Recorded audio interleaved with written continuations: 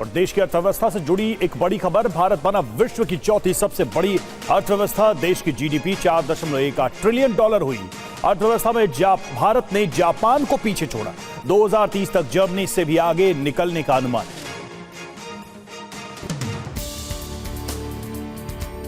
सरकार की ओर से जारी एक बयान में कहा गया है कि भारत की जीडीपी 4.18 ट्रिलियन डॉलर हो गई है। साल 2030 तक भारत की जीडीपी 7 ट्रिलियन डॉलर तक पहुंचने का अनुमान है। विश्व की चौथी सबसे बड़ी अर्थव्यवस्था बनने में कितना समय लगा, ये भी जान लीजिए।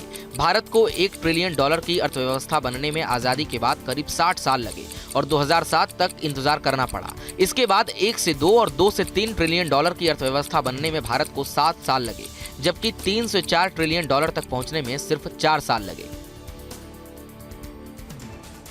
और प्रधानमंत्री नरेंद्र मोदी ने आम बजट से पहले अर्थशास्त्रियों से बातचीत की। इस अहम बैठक के दौरान वैश्विक चुनौतियों पर भी चर्चा हुई है। इस दौरान क्या बातचीत हुई, इस रिपोर्ट में आपको दिखाते हैं। पीएम मोदी ने दिग्गज अर्थशास्त्रियों के साथ बैठक की और कहा कि अगला आम बजट 2047 के विजन से जुड़ा हो।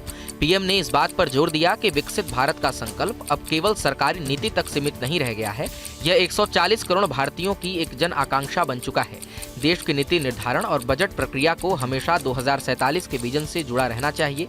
इस बैठक को 1 फरवरी 2026 को पेश होने वाले बजट की दिशा तय करने वाला माना जा रहा है।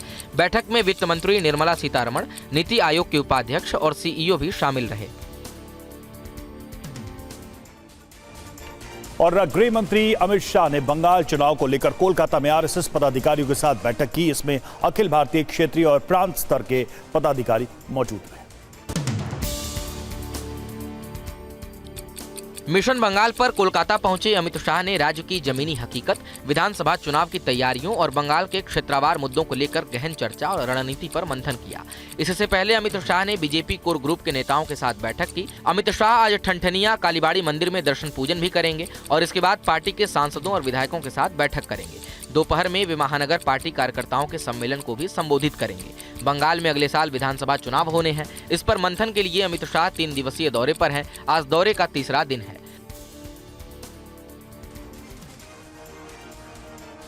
भारतीय रेलवे ने हाई स्पीड ट्रेनों की दिशा में एक और बड़ी उपलब्धि हासिल कर ली है। नई वंदे भारत स्लीपर ट्रेन ने 180 किलोमीटर प्रति घंटे की अधिकतम रफ्तार से ट्रायल रन पूरा किया है। रिपोर्ट देखिए।